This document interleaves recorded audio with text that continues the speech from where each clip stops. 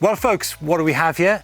Well, none other than the all-new MegaWatt from Nukeproof, a bike which truly is designed to winch up the climbs and power down those descents, very much in the spirit of the original bike, the Mega.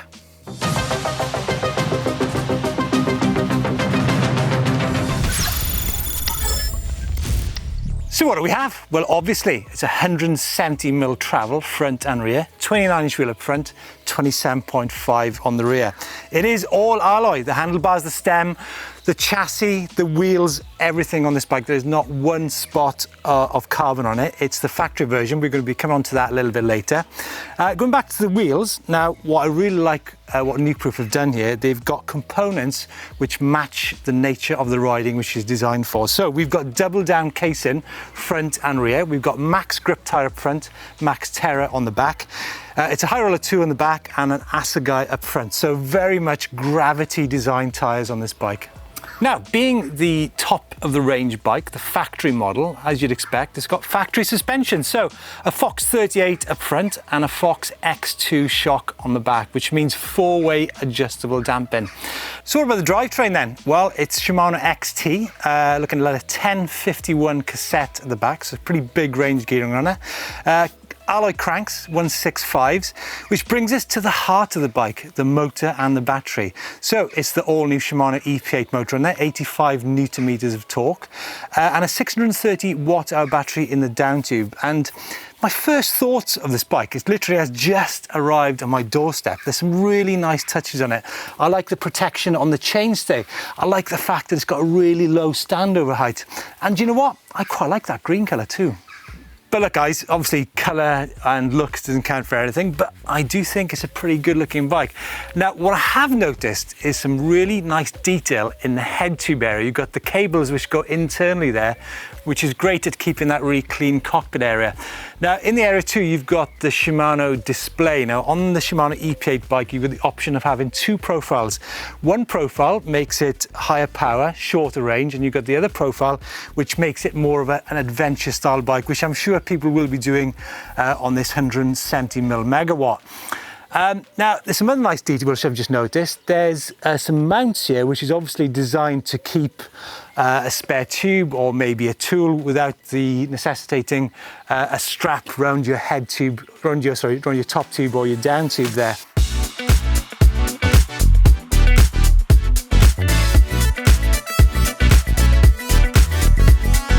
Now guys, we've got that EP8 motor to winch you up the climbs. You've got the 170mm factory suspension to take the hits. What about slowing down this bike, which weighs, I've just put it on the scales, it weighs around 24-25 kilos. Well, we've got the 4-piston Shimano XT brakes on this model with 203mm rotors front and rear. Yes, Chris, the MegaWatt, an eagerly awaited bike by many people, you know, a bike that is totally inspired in terms of geometry by Sam Hill. It's very much a gravity-orientated bike.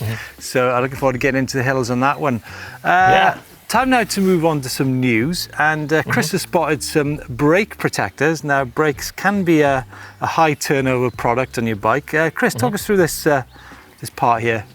Yeah, so this is from a company out in the Netherlands called Brake Protect. Now, the idea of these is that they mount just before your brake caliper. So as the rotor turns, it gets swept by these metallic brushes that are going to take all that gunk off of your rotor before it enters that caliper, and therefore it should cut down on that brake wear. And they've done a pretty similar thing for the rear dropout as well, which covers the cassette and sweeps the chain and the cassette as it goes round. So essentially it's protecting and cleaning your drivetrain as it goes round. So I think it's a pretty cool idea. What's your thoughts, Steve? Yeah, I think it's cool. I mean, obviously brake pads are a high turnover product. It's actually quite alarming sometimes how often I fit new brake pads into my bike, depending on the terrain they're riding. I think a lot of trail centres where there's sandstone surfaces, and of course you got when the stones sort of erode, that becomes like a grinding paste on your discs and on your brake pads, and it's honestly it's crazy how often you have to change brake pads. Luckily, I ride in the mud a bit more often. It's actually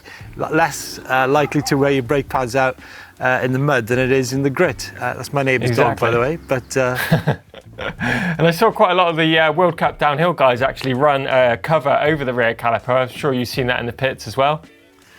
Yeah, I have. That's a neat little hack, isn't it? Really, to do that. It is. You can do cool, that with a bit of tin, and but yeah, nice to see people, trying to get more life out of our products. Exactly. Now, great news this week is that our partner brand Husqvarna are now available in Canada and America, so you can get your extreme crosses, your hard crosses, your mountain crosses, and your trail cross bikes over the Atlantic Ocean. It's great news. And also, I saw a new pole eMTB recently. 725 watt hours and a 90-meter motor, correct? Yeah, that's the only giveaways we're getting at the moment, but I'm guessing that could be a Brose motor in there, looking by the silhouette on that picture. And yeah, I don't know battery-wise, but it looks pretty interesting. You've got that elevated kind of chainstay design on the back of there, so looking pretty funky. And I'm looking forward to seeing this one in the flesh, to be fair. Yeah. Now, obviously, a lot of people have been at it again this week. Chris Ackrig, or what does he call it? What's the E-Crig? E-Crig has been in Nansen Becks, rocks and banks on his e-bike. Seems to be enjoying it. He certainly was when I saw him last time, and he continues to do so. And then your mates, Chris, Tom Cardy and Cara Beale, have released a great video, haven't they? Yeah, so it's all about why they ride e-bikes. I think it's a really great video. It shows how Cara was able to ride with Tom at all times, and Cara was a beginner, obviously, and Tom was a pro rider. They sort of linked it together, and it's great just to see them getting out on their adventures and see Cara's progression as well as Tom's on the e-bike. So check that one out if you haven't had a chance. Yeah. And finally, someone who else is having a good time on e-bikes is Chris Kyle on his trail dog, by the looks of it. Check him out on his Canevo. Nice. Crazy stuff there. Nice. So Chris, post-ride care. I watched that intently. Now, it's not something I've done a lot of before, but it's certainly something I will try to do a lot more of in the future. But good to hear it. We've got a lot of questions here and comments. One's from Pedro Rodriguez, who says, use a leaf blower to dry excess water and humidity, especially on the motor and the battery. Pedro, it's a great idea, but I hate leaf blowers. Sometimes we're trying to, I just hate leaf blowers. It's just blowing. Yeah, I've heard a lot of people. Just blowing leaves to different places. Doing that. I've heard a lot of people doing that though, so I think it's a pretty good tip. Obviously, it's more expense if you haven't got one to hand, but leaf blower, is a good option for sure. And then Acceleronics. Pretty excessive. Acceleronics, yeah. For sure. Go on then. Acceleronics. Since I'm a motorhead, I have an air compressor in the garage that I use to dry the bike after a wash. It's great for blowing water out away from the electrical bits and out of the chain. And again, that is a really good way of doing it. But if you haven't got one, it obviously is another big expense. But yeah, totally agree with you on that. I can see what's coming. I can see Chris Smith's going to have a compressor, and he's going to have a leaf blower. Leaf blower. And leaf blower on the back of my e-bike. Yeah, but Stephen Kirk says he waxes his chain after every ride. Had no wear in the chain with 800 miles in it. Now, a good friend of mine, John Walker, who is the former world downhill champion, says the same. He actually puts his chain into a wax bath on his stove, a little sort of mini version of it. And obviously, he still continues to add a bit of lubricant after, but gets loads of miles out of the chain. So great top tip there from John and also Stephen Kirk. Thanks, folks. Right, it is time for Climb of the Week, but we've got more of a Ride of the Week theme going on. We've got a great entry in here from Paul out in Australia. Now, some of these shots are absolutely mind-blowing. He's riding out of northeast Tasmania, St Helens and Derby mountain bike trail networks. He says, there's three of us, myself, Paul, Rob and Lee, exploring some of the best trails in Australia.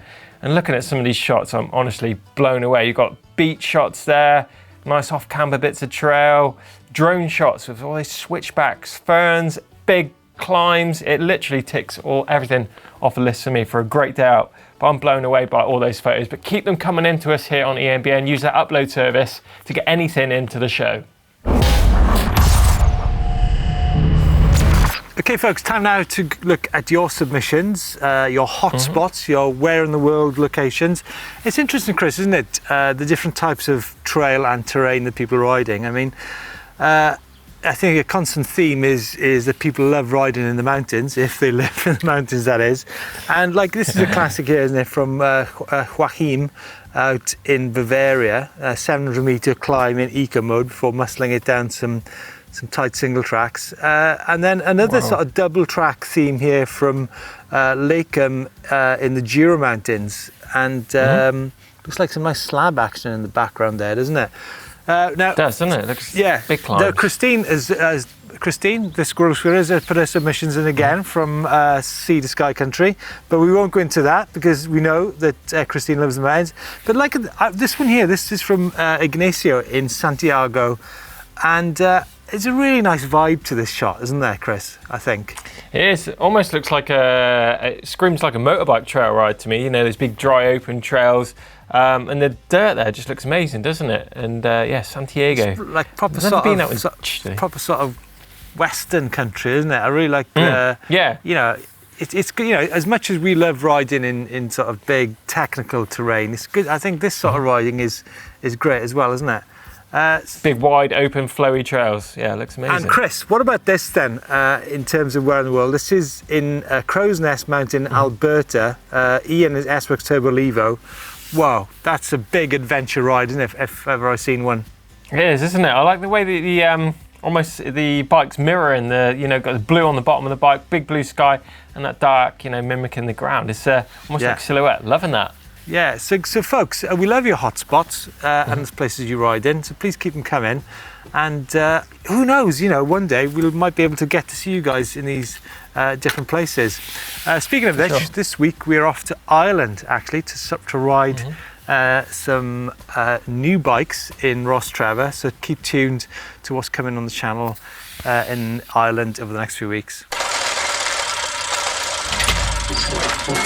Right, it is bike vault time, where we dive in to see whether your pride and joy is going to get a nice or a super nice. And kicking things off, we've got this great shot here from Stephen with a YT Decoy Elite out on the South Downs overlooking Midhurst. Second ride out on his new bike. Nice bit of blue sky going on there. I think that's got to be a nice. What have we got next, Steve?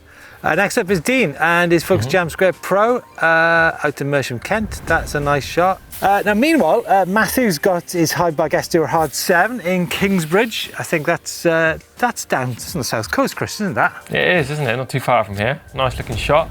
And check this one out from Owen then with his Titus Alvagera Gravity out in Landegla Forest. Got his trail dog there. Amazing colours on that bike, isn't it? This is interesting, Chris, because Owen has built his bike from the ground up. So he looks like he's got a frame and then added the parts to it. I've not really seen any Titus Alvageros, have you? No, I'm just looking, you know, quite in depth at that bike and struggling to see the motor. I'm guessing it is a... it is an e-bike, isn't it? My eyes are deceiving me. There isn't an actual trail dog sat in front of the cranks. It looked like it from the shot I was looking at. Is that a bolt-on motor we've got there? It just looks like a mid-drive bolt-on. Are you sure that's an e-bike? It's right on the post, isn't it? I think it's a nice bike anyway. It's a nice shot. It looked like a trail dog put down by the bottom bracket. Oh, wait, we can't see whether it's an e-bike or not. But it is nice. Yeah, it's a nice part of the world. Now, this is from Omar, Guana State Park on the Stance E. That's a nice bike, isn't it? It is a nice shot, isn't it? I love the colour on those giants. They really stand out. I think if you got a bit more light on that, that would definitely really pop. So I think it's nice. Yeah, and then Sean, Turbo Lever Comp in Sully, South Wales. I think that's a super nice, Chris, to be honest. Obviously, because it's South Wales. And a clean shot as well. We'll check this one out from Russ. My YT Decoy and my wife's Vitus E Summit out in Alicante in Spain. Riding the local trails, getting dusty. Looks way up in the hills there. It's got to be, I think, what do you think about the lighting on this shot, Steve? It's a bit backlit, isn't it? It's, yeah, but I always love a double, a twos up shot in the bike vault, for sure. Okay. Super nice then. Super nice. As too is this. This is Peter's 2020 Mondrigo Crafty. That is super nice clean shot there. That is in Bellefontaine. Nice. And what about bike of the week? What's going to take it for you this week, do you know what? I quite like that Mondrigo, to be honest, Chris. It's a nice clean shot, isn't it? It is, isn't it? I do like it, even though there's a post. I'm not usually into posts, but it's got some good balance to it. Yeah. Is that going to take it for you? I think so. Looking through it, I quite like Sean's turbo lever compact in Surrey, South Wales. Quite a clean shot there as well. Oh, Chris, don't be Sully. It's the Mondraker. All right, I'll stop being Sully, Steve. Take it then, the Mondraker. That is taken bike of the week. As I mentioned earlier, love seeing all those bikes here on the show. Use the upload service for anything that you want featured here on the show, and the details of that are up on screen. And that's it for this week's show. Let us know your thoughts on the new Nukeproof MegaWatt. We can't wait to get riding it. And I guess we'll see you next week. Yeah, cheers, guys.